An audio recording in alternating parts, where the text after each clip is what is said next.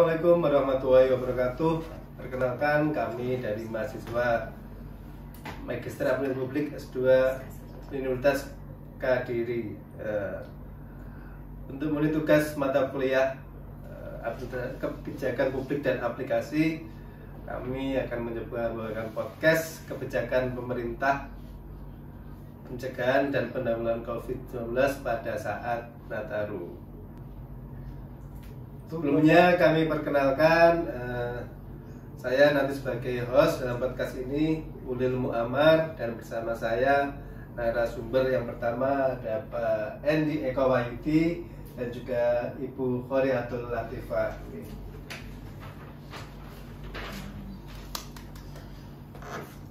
Natal dan Tahun Baru adalah momen yang biasa dirayakan dengan berbagai kegiatan yang menciptakan kegembiraan menyambut datangnya pergantian tahun. Tetapi kondisi sekarang di seluruh dunia, khususnya kita bangsa Indonesia, sedang menghadapi pandemi COVID-19. Terlebih lagi muncul varian baru dari corona di penghujung tahun ini, yaitu varian Omicron.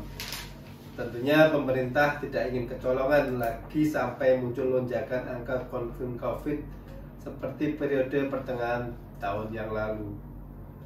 Untuk itu pemerintah harus benar-benar hati-hati dalam mengambil kebijakan terkait perayaan Natal 2021 dan juga perayaan Tahun Baru 2022. Government choose to do or not to do. Begitu kurang lebih teori kebijakan publik menurut Thomas R. Day.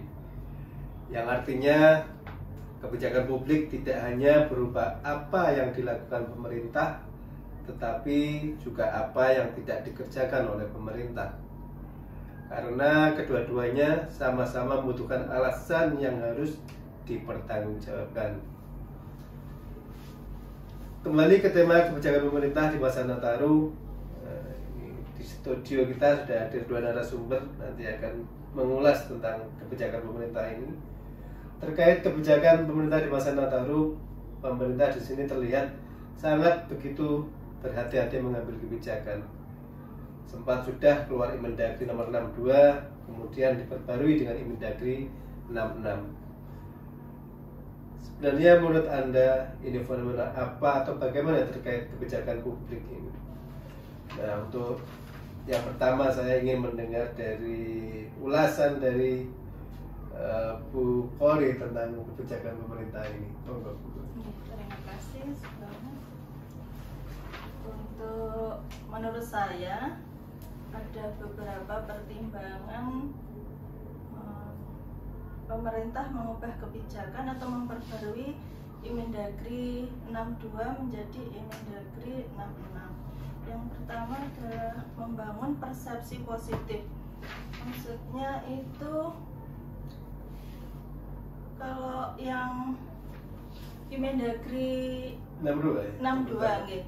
Imendagri 62 itu kan seluruh kabupaten kota itu kan kembali lagi masuk ke level 3 gitu. Jadi yang sudah level 1 dan 2 itu semua dikembalikan. Ya itu apa?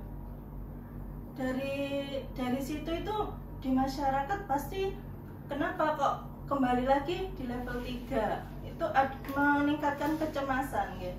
Meningkatkan kecemasan di masyarakat. Masyarakat menganggap kalau itu penyebarannya masih meluas dan masih berbahaya untuk beraktivitas di luar. Jadi ketika mendengar level 3 itu kesan di masyarakat, Pak, ini sangat insecure ya masyarakat terhadap kata-kata level 3 ya. Tingkat kecemasan bisa semakin naik semacam itu ya, Bu Khori, ya, terjadi di masyarakat gitu. Jadi kalau mau diupayakan bagaimana menciptakan kebahagiaan di masyarakat, jadi meningkatkan imunitas ya, otomatis kalau bahagia kalau masyarakatnya bahagia, imunnya bisa naik gitu ya, misalnya gitu. Iya Bu Khori, pada awalnya sesuai Mendagri 62 pemerintah akan menaikkan status ya, seperti yang Jenderal sampaikan tadi, semua wilayah menjadi level 3 selama masa Nataru ini. yaitu masa Natal dari 24 Desember 2021 sampai dengan 2 Januari 2022. Tetapi kemudian tidak jadi melakukan ini, pemerintah, atau dalam teori itu not to do tadi, pemerintah tidak jadi melakukan ini. Sebagai mahasiswa S2 MAP di Universitas Kediri, menurut Bu Kori, bagaimana sih sebenarnya struktur atau rancang bangun pemerintah dalam mengambil kebijakan publik ini? Kalau menurut teori dan 1998 bahwa antara informasi kebijakan dengan metode analisis kebijakan ini memberi landasan secara utama dalam membentuk analisis kebijakan publik, yaitu analisis kebijakan prospektif yang berupa produksi dan transformasi informasi sebelum aksi kebijakan dimulai dan diimplementasikan. Dan yang kedua adalah analisis kebijakan retrospektif, adalah sebagai penciptaan dan transformasi informasi sesudah aksi kebijakan dilakukan. Jadi sebelum mengeluarkan perubahan ini, pemerintah itu pasti sudah memikirkan nih bagaimana apa yang akan dikerjakan sebelum mengeluarkan aturan yang baru. Jadi semacam sudah ada analisa gitu. Harus mengeluarkan analisa, kan mengumpulkan ahlinya, suatu rekomendasi ya, peneliti, konsultan, terus pengamat masyarakat, dokter, dan setelah mengevaluasi ini kan kejadian COVID ini kan sudah hampir 2 tahun. Jadi dari situ kan bisa dievaluasi, dianalisis apa ya perbedaan penanganan COVID di akhir tahun, di masa Natal ini dari tahun kemarin. Jadi sekarang mungkin juga sudah dilihat dari progres yang ada sudah sejauh mana. Dan masyarakat selama ini sudah terbiasa untuk melaksanakan prokes ya, prokes 5M itu, terus bagaimana masyarakat sudah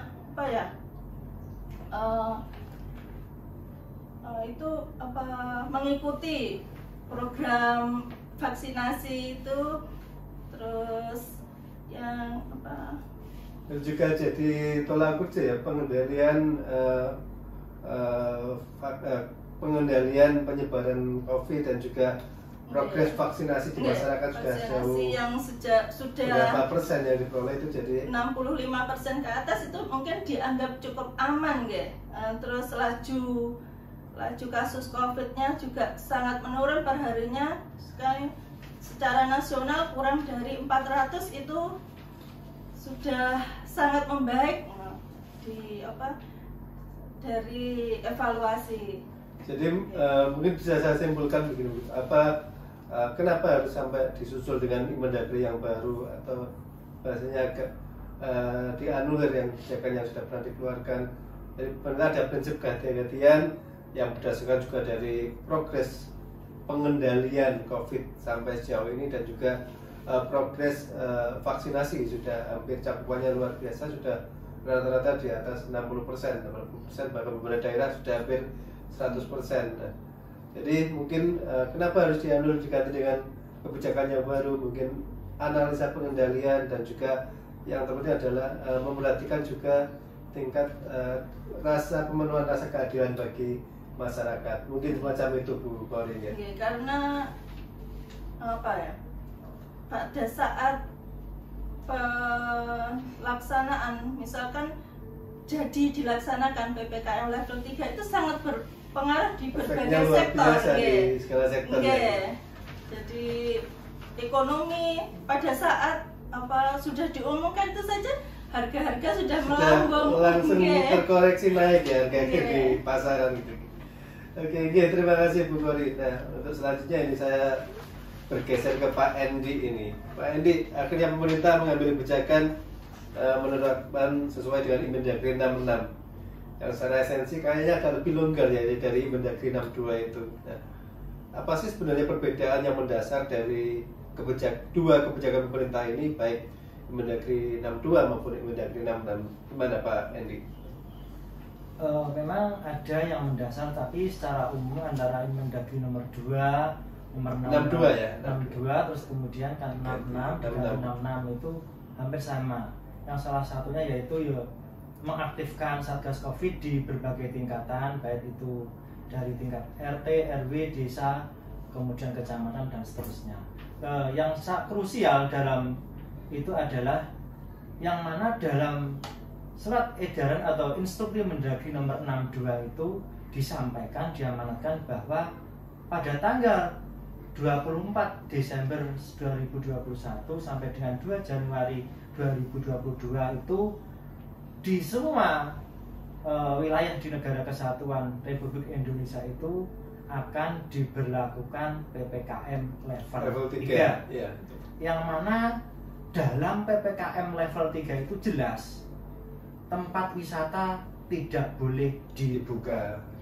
Jadi yang krusial itu yaitu, jadi dalam Inmendagri nomor 66 itu disampaikan bahwa tempat wisata boleh dibuka dengan berbagai syarat dan ketentuan yang berlaku.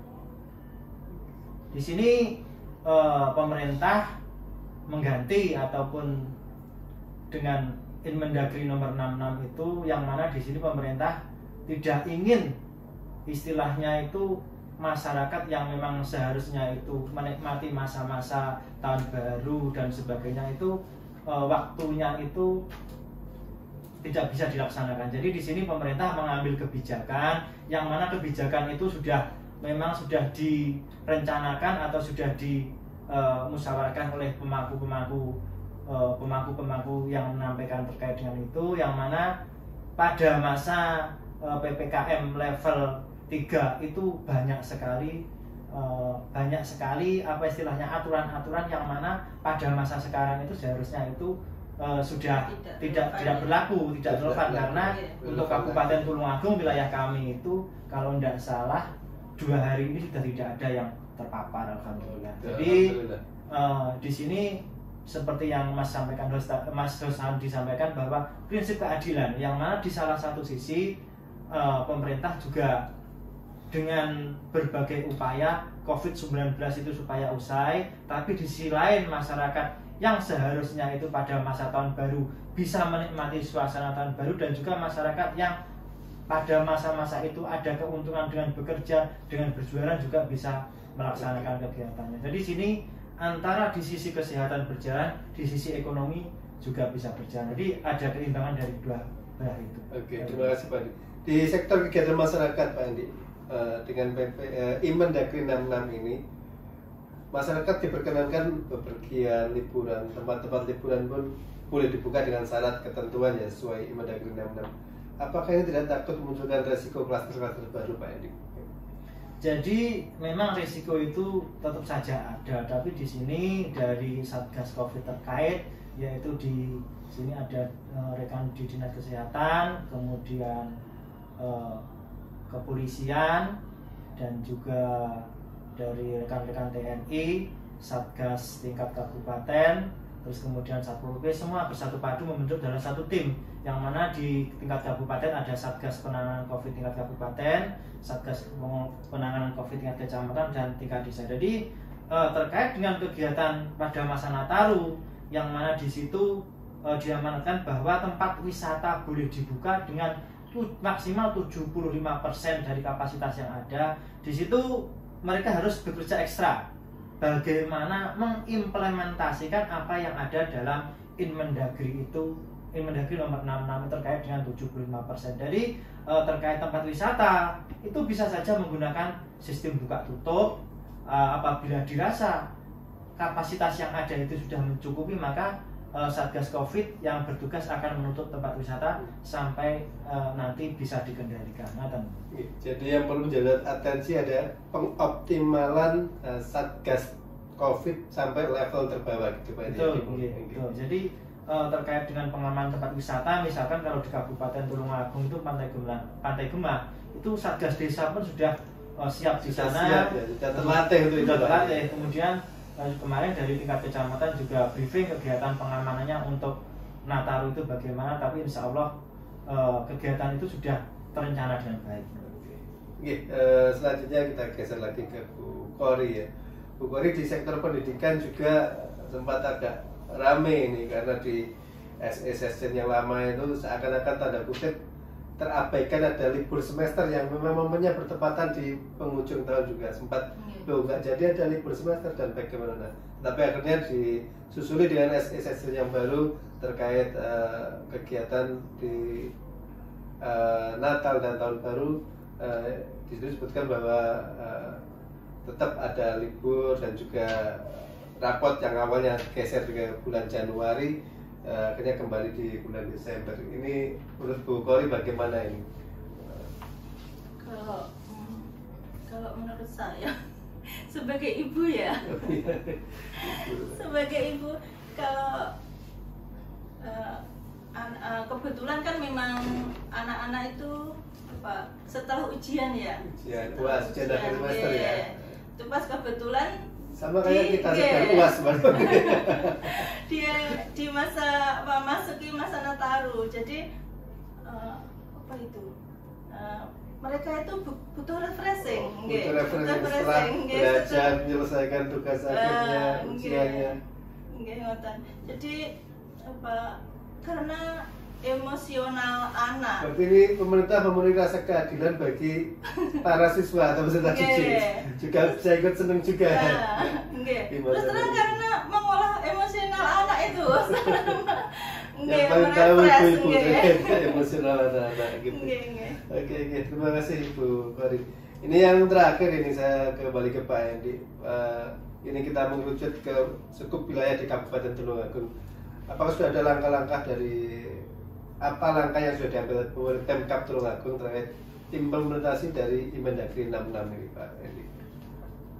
Dari pemerintah Kabupaten Tulungagung sendiri, Bapak Bupati sudah mengeluarkan surat edaran nomor 360/2073/602 tahun 2021 tentang pencegahan dan penanganan COVID-19 di masa Nataru, yang mana ini merupakan implementasi dari instruksi Menteri Dalam Negeri nomor 66 yang pada dasarnya isinya sama, cuma lebih spesifik. Misalkan seperti ini, di Kabupaten Tulungagung itu ada 2 tempat wisata yang di kota, bukan tempat wisata ya, tempat rekreasi secara umum.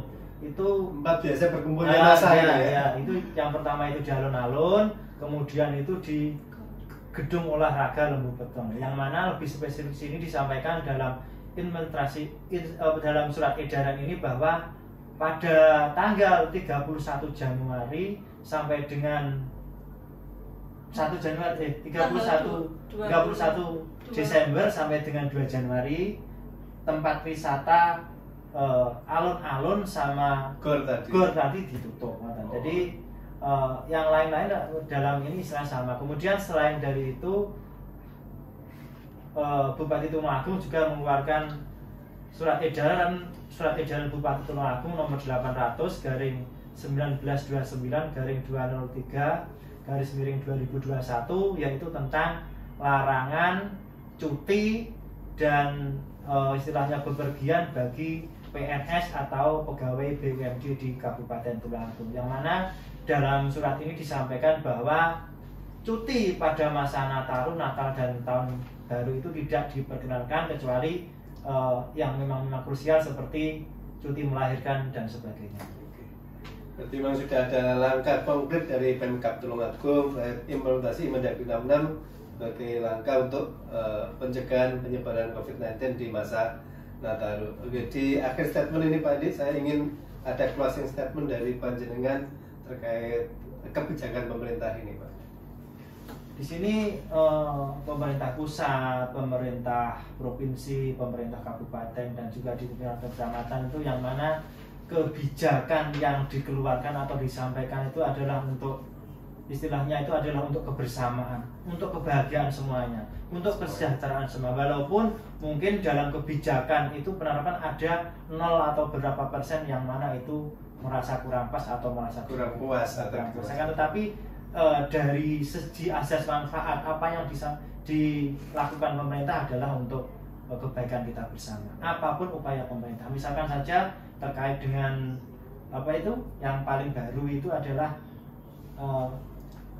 wacana pemerintah pada awal Januari itu adalah pelaksanaan vaksinasi untuk anak-anak. Anak usia 6 sampai 11 ya. Yang mana dari surat keputusan bersama Menteri Kesehatan, Menteri Pendidikan, kemudian dari Kemenak juga ya. Kemenak, kemudian dari Mendagri itu yang mana dalam SKB itu disampaikan bahwa pembelajaran tatap muka itu dapat dilaksanakan 100% apabila vaksinasi umum dosis 1 itu mencapai 80%.